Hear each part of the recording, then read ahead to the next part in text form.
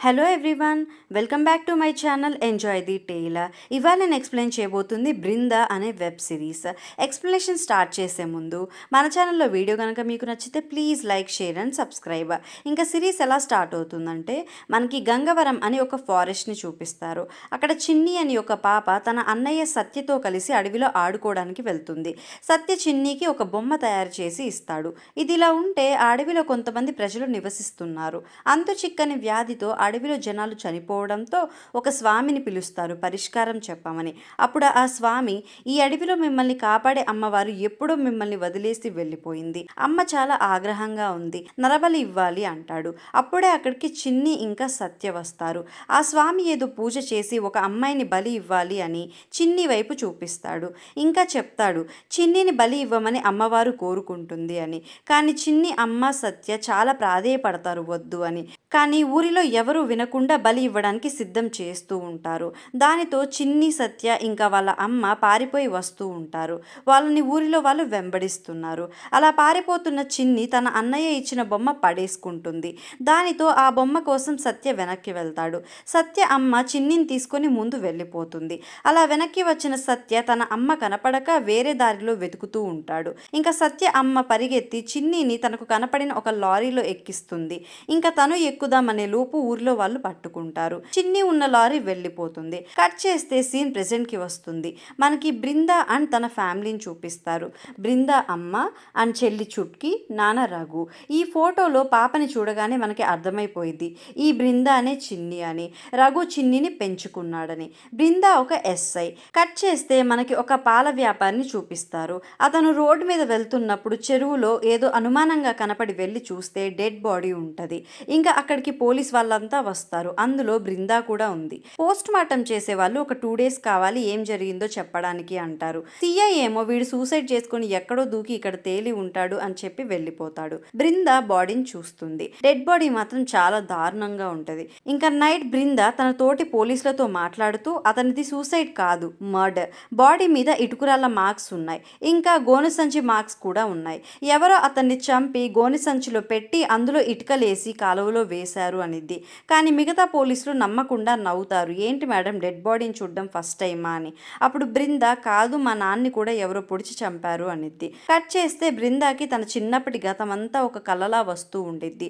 బృందాకి అర్థం కాదు అది గతమా లేక పీడ కళ అని. బృందాకి తన చిన్నతనం సరిగ్గా గుర్తుండదు. 2 days తర్వాత సిఐ ఇంకా సారథి అనే ఇన్స్పెక్టర్ పోస్ట్ మార్టం ల్యాబ్కి వెళ్తారు. అక్కడ వాళ్ళకి ఏం తెలుస్తుందంటే ఇది ఒక మర్డర్. ఇతన్ని తల మీద ఒక ఇనుప రాడ్తో కుట్టారు. గుండెల దగ్గర 16 సార్లు పొడిచారు. ఇంకా ఇతన్ని గోను సంచిలో పెట్టి ఇటుకరాళ్ళు వేసి నీళ్ళల్లో పడేశారు. ఇది విని సారథి షాక్. ఎందుకంటే సేమ్ బృందా చెప్పింది కదా. ఇంకా ఫారెన్సిక్ అతను చెప్తాడు బాడీ మీద 2 మార్క్స్ ఉన్నాయి, అవేంటో వాళ్ళకి అర్థం కావట్లేదని పోస్ట్ మార్టం రిపోర్ట్స్ ఇస్తాడు. ఇంకా చనిపోయిన అతను ఎవరో తెలుసుకోవడానికి 1 month బ్యాక్ నుండి వచ్చిన మిస్సింగ్ కంప్లైంట్స్ అన్నీ చూస్తారు. అలా వచ్చిన మిస్సింగ్ కంప్లైంట్స్ ద్వారా ఫ్యామిలీ మెంబర్స్ అందరినీ ఎంక్వైరీ చేస్తే చనిపోయింది తిలక్ అనే వ్యక్తి అని తెలుసుకుంటారు. అప్పుడే సిఐ వచ్చి కేసు క్లోజ్ చేయండి, ఎందుకు మనకి తలకాయ నొప్పి అని వెళ్ళిపోతాడు.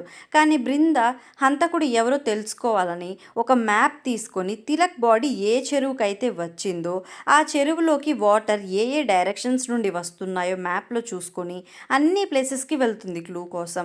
అలా వెళ్ళిన బృందాకి ఒక చోట పక్షి ఈక కనపడుతుంది. ఆ ఈక ఏ పక్షిదో గూగుల్లో స్కాన్ చేసి చూస్తే క్యాథరస్ టామో అనే ఒక అరుదైన పక్షిది. ఆ పక్షి అటాక్ చేస్తే గుర్తులు ఎలా ఉంటాయో కూడా మనకి గూగుల్లో వస్తుంది. అలాంటి గుర్తులే తిలక్ బాడీ మీద కూడా ఉంటాయి. ఇంకా బృందాకి అర్థమైపోయింది ఈ పక్షి అటాక్ చేసిందని. కట్ చేస్తే మనకి ఒక వ్యక్తిని చూపిస్తారు. ఈ వ్యక్తి మాంసం తీసుకెళ్లి తన పెంపుడు పక్షికి ప్రేమగా పెడతాడు. ఈ పక్షే క్యాథరస్ టామో. ఇంకా మనకి ఇతనే కిల్లర్ అని అర్థమైద్ది. ఇక్కడ ఒక షాకింగ్ ట్విస్ట్. కిల్లర్ దగ్గర చిన్ని బొమ్మ ఉండిద్ది. అతను ఆ బొమ్మతో చిన్ని చిన్ని అని ఆడుకుంటూ ఉంటాడు. ఇప్పుడే మనకి ఫ్లాష్ బ్యాక్ చూపిస్తారు. ఆ రోజు రాత్రి సత్య వాళ్ళ అమ్మని ఊర్లో వాళ్ళు కొట్టి తెచ్చి అమ్మవారి ముందు పడేస్తారు. ఇంకా చిన్ని లేకపోవడంతో ఇంకో చిన్న పాపని బలి ఇస్తారు. అమ్మవారికి ఇచ్చే బలిని తప్పించినందుకు సత్య అమ్మని కూడా వాళ్ళు చంపాలనుకుంటారు. ఊరిలో బలైపోయిన పాప అరుపులు విని అడవిలో ఉన్న సత్య ఊర్లోకి వస్తాడు. సత్య వచ్చేలోపు తన అమ్మని చంపేస్తారు. సత్య ఇంకా అక్కడ కాలిపోతుంది చిన్ని అనుకొని తన అమ్మ కూడా చనిపోవడంతో రాత్రి ఊరిలో అమ్మవారు ఉన్న ఉన్న ప్లేస్లో నిప్పు అంటిస్తాడు. ఇంకా ఊర్లో జనాల గుడిసెలకి కూడా నిప్పు అంటిస్తాడు. అలా మొత్తం ఊరిని నాశనం చేస్తాడు కోపంతో. ఈ మంటలను దూరంగా ఒక వ్యక్తి చూసి కోనేటిలో స్నానం చేసి దండం పెట్టుకుంటాడు. దానిని అతను అమ్మవారి జ్యోతిగా భావించాడు.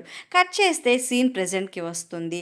బృందా పక్షి గురించి ఇంకా తిలక్ చావు గురించి తెలుసుకోవడానికి ట్రై చేస్తూ ఉంటుంది.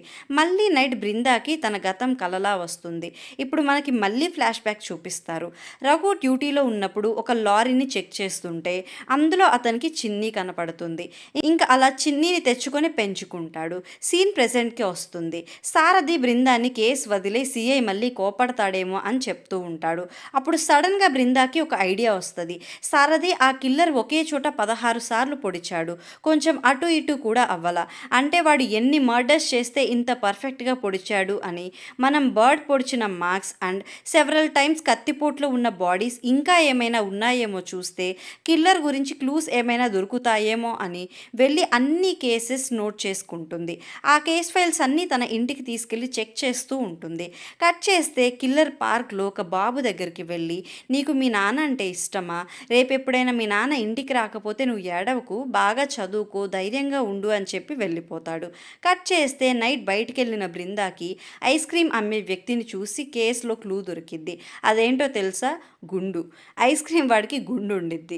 కిల్లర్ చంపిన ప్రతి ఒక్కరికి గుండు కొట్టాడు. ఇంకా బృంద కొన్ని క్లూస్ కనుక్కుంటుంది. కిల్లర్ అందరికీ గుండు కొట్టి చంపి ఏదో ఒక చెరువులో పడేస్తున్నాడు. ఇంకా ప్రతి బాడీ మీద ఆ పక్షి చేసిన గాయాలు ఉంటాయి. సో ఇదంతా బృంద సారథికి చెప్తుంది. ఇంకా ఇదొక పెద్ద కేసు అని ఏసీపీ దాకా తీసుకెళ్ళి ఒక టీంని ఫామ్ చేస్తారు కేస్ సాల్వింగ్కి. ఇంకోవైపు కిల్లర్ ఇబ్రహీం అనే వ్యక్తిని చంపడానికి స్కెచ్ వేశాడు. వ్యాన్ దగ్గర చేతికి ఫేక్ కట్టు కట్టుకొని ఇబ్రహీంని లగేజ్ వ్యాన్లో పెట్టడానికి హెల్ప్ అడుగుతాడు. అలా హెల్ప్ చేస్తున్న ఇబ్రహీంని ఇనుప రాడ్తో కొట్టి వ్యాన్లో ఎక్కించుకొని వెళ్తాడు. ఇప్పుడు ఫ్లాష్ బ్యాక్ చూపిస్తారు. సత్య జైల్లో ఉన్నప్పుడు ఒక అబ్బాయి కడుపులో నొప్పితో బాధపడుతుంటే అతన్ని హాస్పిటల్కి తీసుకెళ్లకుండా ప్రేయర్స్ చేస్తే తగ్గిపోయిద్దని అక్కడున్న ఒక ఫాదర్ ప్రేయర్స్ చేపిస్తాడు. కానీ ఆ అబ్బాయి ఆ రోజు అక్కడే చనిపోతాడు. ఇలా దేవుడి పేరుతో ఒక అబ్బాయిని బలి చేస్తాడు ఫాదర్. కట్ చేస్తే సీన్ ప్రెజెంట్కి వస్తుంది. కిల్లర్ ఇబ్రహీంని కట్టేసి నిప్పులు చుట్టూ పెట్టి పడుకోబెడతాడు. ఈ ఇబ్రహీం ఎవరో తెలుసా? కిల్లర్ ఒక బాబుతో మాట్లాడతాడే ఆ బాబు వాళ్ళ నాన్న. ఇంకా ఇబ్రహీంతో కిల్లర్ నాకు నీ బస్ కావాలి అంటాడు. అప్పుడు ఇబ్రహీం తీసుకో, నా ఆస్తి కూడా ఇస్తా, ప్లీజ్ నువ్వు వదిలే అంటాడు. కానీ కిల్లర్ నాకు బస్ కావాలి కానీ నువ్వు ఉండకూడదు అని అతన్ని గుండు కొట్టి కత్తితో బాగా పొడిచి ఇంకా పక్షిని వదులుతాడు, వాడిని తినమ్మ బాగా అని. కట్ చేస్తే మన స్పెషల్ టీం కిల్లర్ని పట్టుకోవాలనే పనిలో ఉంటారు. వాళ్ళకి ఇన్వెస్టిగేషన్లో ఏం తెలుస్తుందంటే బృంద నోటీస్ చేసిన కేసెసే కాకుండా కిల్లర్ చంపిన వాళ్ళు ఇంకా 11 మంది ఉన్నారు.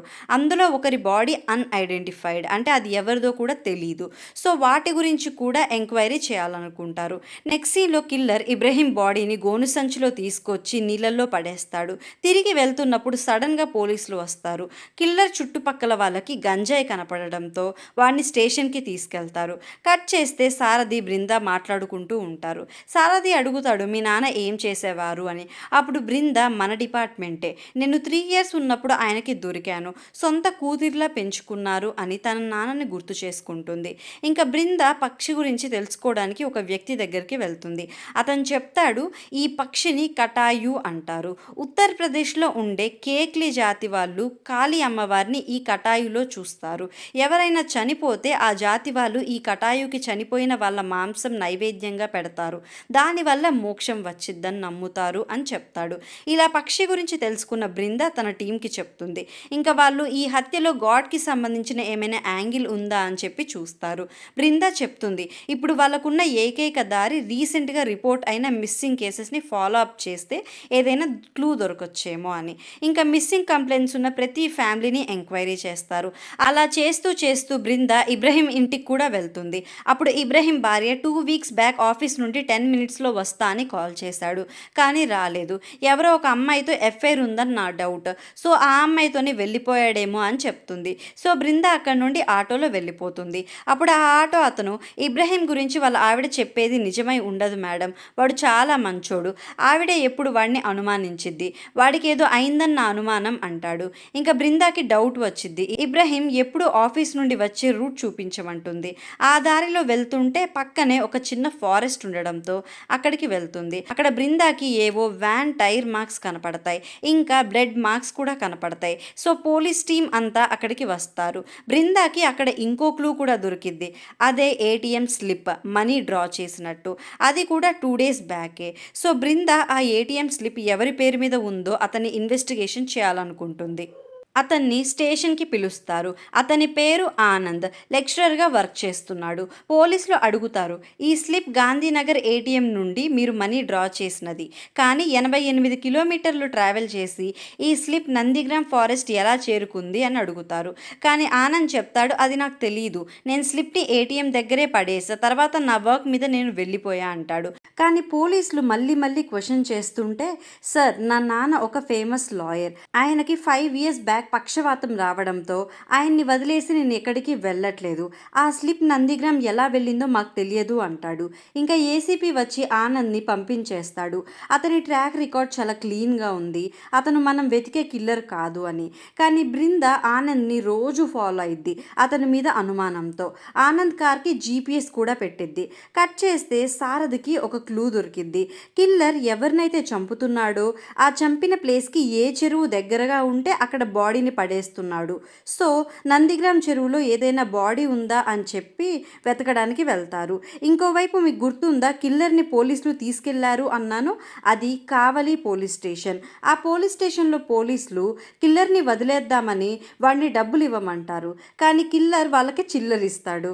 దానితో పోలీసులకి కోపం వచ్చి కిల్లర్ బ్యాగ్ చెక్ చేస్తే అందులో ఏదో చిలక బొమ్మ, గుండ్లు గీసే కత్తి, ఇంకా చిన్ని బొమ్మ ఉంటాయి. ఆ బొమ్మని పోలీసులు తీసుకోగానే చిన్ని చిన్ని అంటూ ఆ బొమ్మని తీసుకోవడానికి ట్రై చేస్తాడు. బొమ్మ కోసం బాగా ఏడుస్తాడు. ఇంకా పోలీసులు వీడెవడో అమాయకుడు పాపం అనుకుని బొమ్మ ఇచ్చి వదిలేస్తారు. కట్ చేస్తే బృంద ఆనంద్ని ఫాలో అవుతుంది కదా. కానీ ఆనంద్ చేసే పనులు, తన నాన్నని చూసుకునే విధానం చూసి బృందకి ఆనంద్ మీద ఉండే అనుమానం పోతుంది. ఇంకోవైపు బాడీ కోసం వెతుకుతున్న సారథికి బాడీ దొరికిద్ది. ఇది ఇలా ఉంటే నెక్స్ట్ డే మార్నింగ్ బృందాకి కాల్, ఆనంద్ నాన్న చనిపోయాడని. ఆనంద్ నాన్న కూడా సేమ్ ప్యాటర్న్లో చనిపోతాడు. ఇంకా బృంద ఫీల్ అయి ఆనంద్కి సారీ చెప్తుంది, నేను మిమ్మల్ని అనుమానించాను, ఏమనుకోకండి అని. ఆనంద్ కూడా క్షమిస్తాడు. ఇంకా అక్కడి నుండి వెళ్తున్న బృంద దారిలో వచ్చిన రైల్వే గేట్ దగ్గర సీసీ క్యామ్ చూస్తుంది. నందిగ్రామ్లో రైల్వే గేట్ దగ్గర సీసీటీవీ ఉందా లేదా చెక్ చేస్తుంది. ఇంకా అది చూసి సారథ్కి కాల్ చేసి, నందిగ్రామ్లో చెరువు దగ్గర రైల్వే గేట్ ఉంది, అక్కడ సీసీ క్యామ్ ఉంది, సో మనం ఆ సీసీటీవీ ఫుటేజ్ చూస్తే ఏదైనా క్లూ దొరకొచ్చేమో అనిద్ది. నందిగ్రామ్ వెళ్ళి సీసీటీవీ ఫుటేజ్ చూస్తే ఒక వ్యాన్ అనుమానంగా కనపడిద్ది. ఇంకా ఆ వ్యాన్ని పోలీస్ వాళ్ళు తీసుకెళ్లడం కూడా చూస్తారు. సో ఆ పోలీస్ స్టేషన్కి వెళ్ళి కిల్లర్ గురించి అడుగుతారు. అప్పుడు ఆ పోలీసులు, వాడు చాలా అమాయకుడు అనుకుని వదిలేశాం మ్యామ్, ఇంతమందిని చంపాడనుకోలేదు అంటారు. ఇంకా స్టేషన్లో కిల్లర్ వేలు ముద్రలు తీసుకుంటారు. సో అవి బృందా వాళ్ళకి ఇస్తారు. ఆ ఫింగర్ ప్రింట్స్ని వెళ్ళి చెక్ చేస్తే ఠాగూర్ అనే అతని ఫింగర్ ప్రింట్స్తో మ్యాచ్ అవుతాయి. జ్వాలాపూర్ అనే ఊరిలో మర్డర్ కేసు ఉందని డేటాలో చూపిస్తుంది. కట్ చేస్తే బృందా అండ్ సారథి జ్వాలాపూర్ వెళ్తారు. అక్కడ ఎవరిని అడిగినా ఠాగూర్ గురించి ఏం చెప్పరు, భయపడతారు. ఇంకా చివరికి ఒక వ్యక్తి వాళ్ళకి ఠాగూర్ గురించి చెప్తాడు. ఠాగూర్ పుట్టగానే తన అమ్మ చనిపోయిందని, దానితో ఠాగూర్ అమ్మమ్మకి ఠాగూర్ అంటే నచ్చదు. ఈలోపు ఆ ఊరి పూజారి ఇంకో షాకింగ్ విషయం చెప్తాడు. ఠాగూర్ పూర్వజన్మలో 12 మందిని చంపాడు, వీడొక సైతాన, వీడి పూర్వజన్మ పాపం ఈ ఊరిని వెంటాడుతుంది అని చెప్తాడు. ఇంకా ఊరిలో ఏ చెడు జరిగినా, మనిషి చనిపోయినా అదంతా ఠాగూర్ వల్లే అని ఊర్లో వాళ్ళు గొడవ చేసేవాళ్ళు.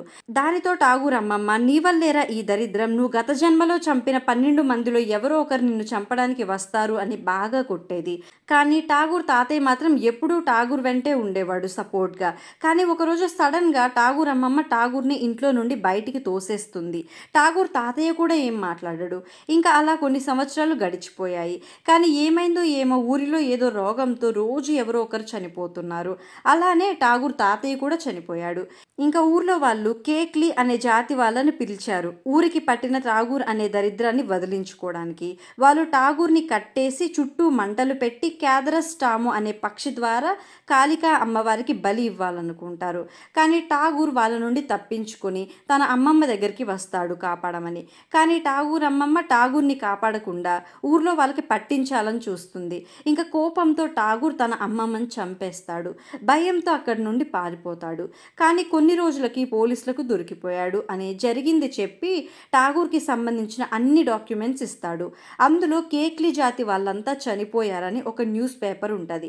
అది చూసి బృంద, ఈ పేపర్లో ఉన్న వాళ్ళందరికీ గుండు ఉంది, సో ఠాగూర్ తనని ఎవరైతే చంపాలనుకున్నారో వాళ్ళలాగా గుండు కొట్టి ఎలా అయితే చంపాలనుకున్నారో అలా నిప్పులు చుట్టూ పెట్టి పక్షి ద్వారా చంపుతున్నాడు అని తెలుసుకుంటుంది. కాకపోతే ఠాగూర్ ఎవరినైతే చంపుతున్నాడో వాళ్ళని ఊరికే రీజన్ లేకుండా చంపుతున్నాడా లేకపోతే ఏదైనా రీజన్ వల్ల చంపుతున్నాడా అనేది తెలుసుకోవాలనుకుంటుంది. కట్ చేస్తే బృంద ఇంట్లో ఉన్నప్పుడు ఒక న్యూస్ పేపర్లో వచ్చిన న్యూస్ చూసి హడావిడిగా సారథి దగ్గరికి వెళ్తుంది. అక్కడ సారథికి చెప్తుంది, ఠాగూర్ ఒకళ్ళని చంపట్లేదు, వాడు ఒకళ్ళని సెలెక్ట్ చేసుకొని వాళ్ళని చంపి ఆ చంపిన వాడి ప్లేస్కి వెళ్ళి మాస్ మర్డర్స్ చేస్తున్నాడు అనిద్ది.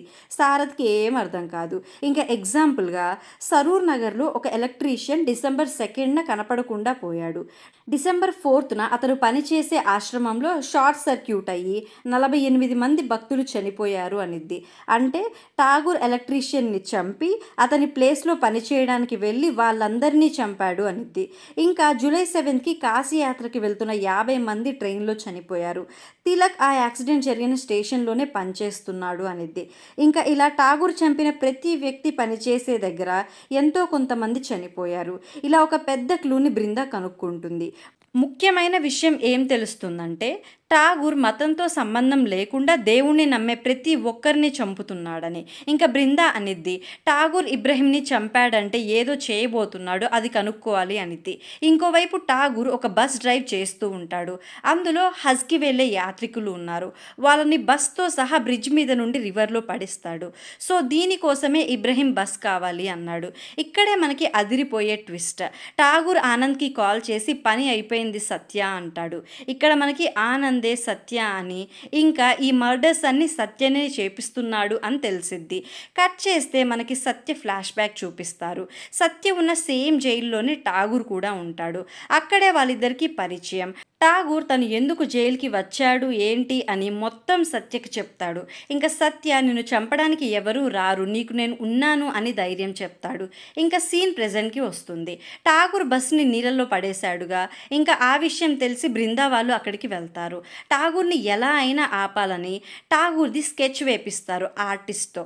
మీకు డౌట్ రావచ్చు వాళ్ళకి తెలియదుగా ఎలా ఉంటాడో అని, కానీ వాడిని అరెస్ట్ చేసిన పోలీసులు వాళ్ళు ఉన్నారుగా, వాళ్ళకి తెలుసు. సో వాడి స్కెచ్ వేపించి అన్ని చోట్ల అతికిస్తారు, వెతుకుతారు.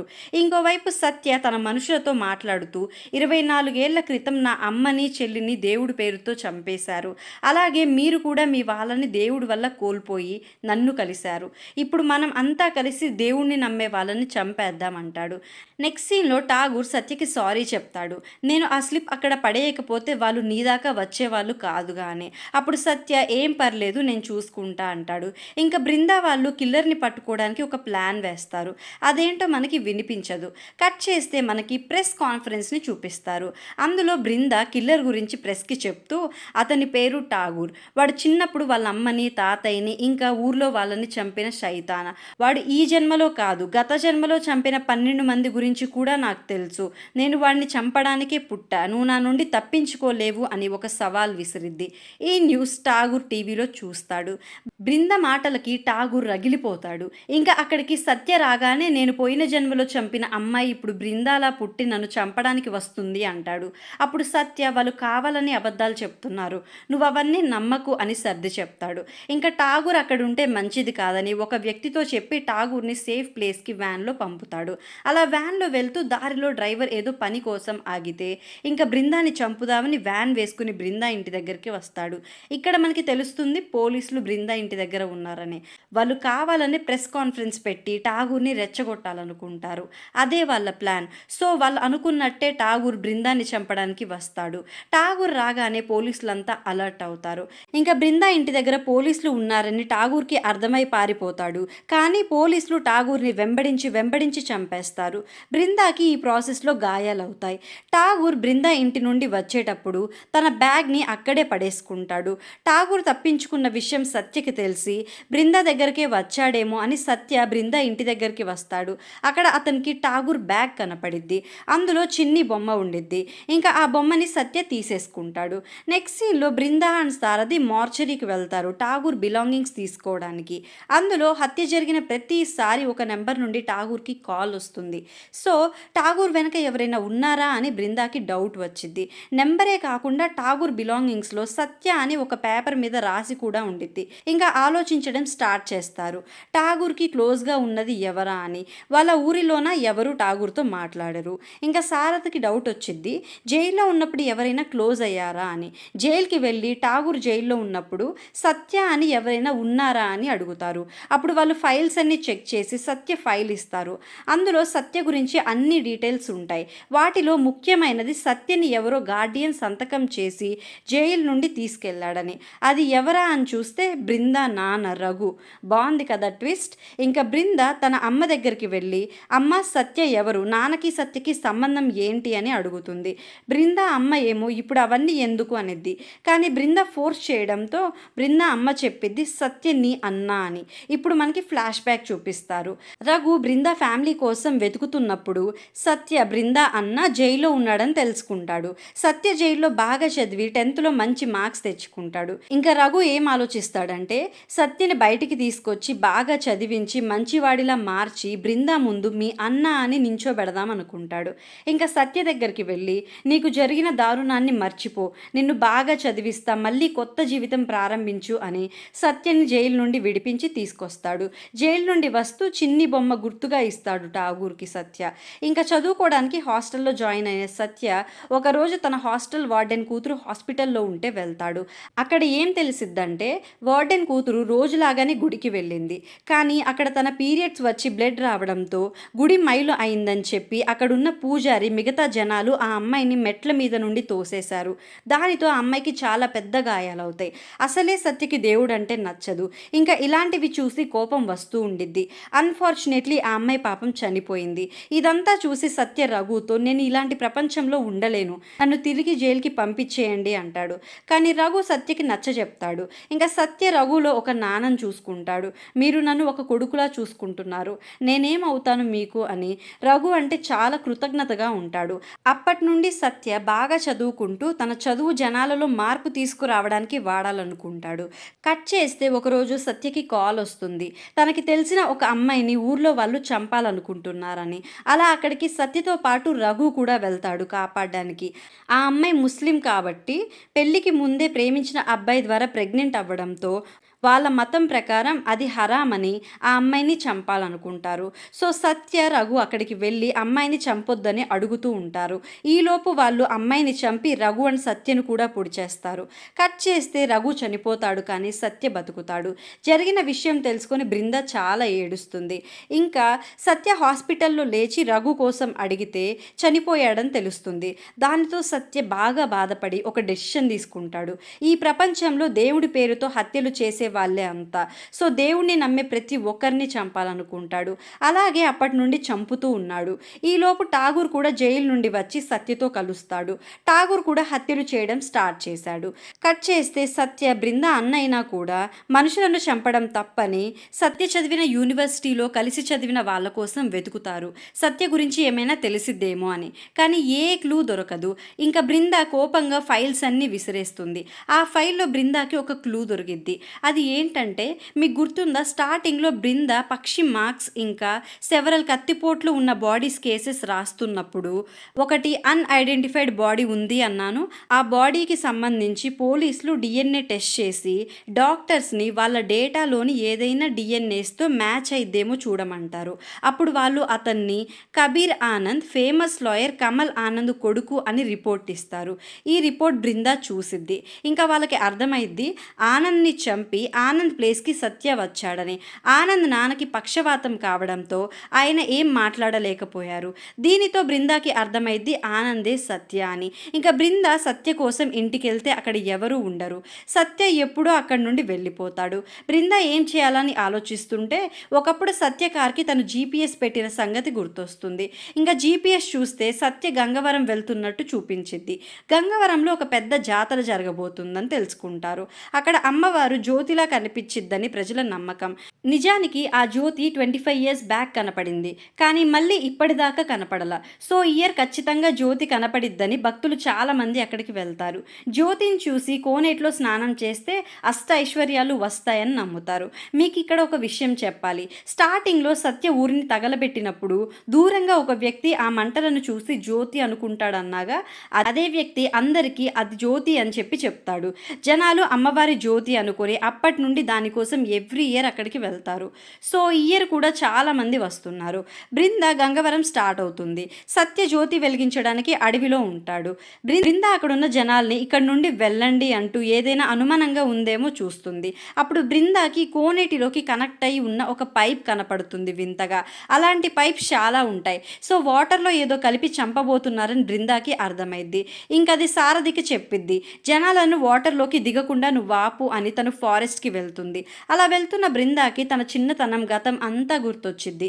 ఇంకా అలా సత్యని వెతుక్కుంటూ వెళ్ళిన బృందాకి సత్య ఒక చోట కనిపిస్తాడు. సత్యని చూసి బృంద సాచి అనిద్ది.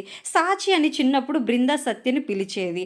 అలా పిలవగానే నీకు అసలు ఇలా పిలవడం ఎలా తెలుసు అంటాడు. బృంద ఏమో నేనే నీ చెల్లిని అంటుంది. కానీ సత్యం నమ్మడు. అప్పుడు బృంద చెప్పిద్ది, నేనే చిన్నీని, నన్ను రఘు అనే ఆయన కాపాడి పెంచుకున్నాడు, నిన్ను కూడా ఆయనే చేరదీశాడు, మనిద్దరిని కలుపుదామనే ఆయన నీ దగ్గరికి వచ్చాడు అనిద్ది. ఇంకా సత్య చిన్ని బతికే ఉందని ఎమోషనల్ అవుతాడు. బృంద అడిగిద్ది ఇవన్నీ ఆపేయని. కానీ సత్య నేను చూసిన ప్రపంచాన్ని నువ్వు చూడలా, వీళ్ళు మనుషులు కాదు అని చిన్ని ఎంత చెప్పినా వినకుండా జ్యోతి వెలిగించాలనుకుంటాడు. దానితో బృంద వేరే దారి లేక సత్యని షూట్ చేస్తుంది. ఇలా బృంద ప్రజలను కోనేట్లోకి దిగకుండా ఆపుతుంది. సత్య బృందాకి తన దగ్గరున్న చిన్ని బొమ్మ ఇచ్చి చనిపోతాడు. బృంద తన అన్నతో ఉన్న జ్ఞాపకాలు తలుచుకుంటూ బాధపడుతుంది. ఇలా సిరీస్ ఎండ్ అవుతుంది. ఎక్స్ప్లెనేషన్ నచ్చితే please like, share and subscribe. Thanks for watching.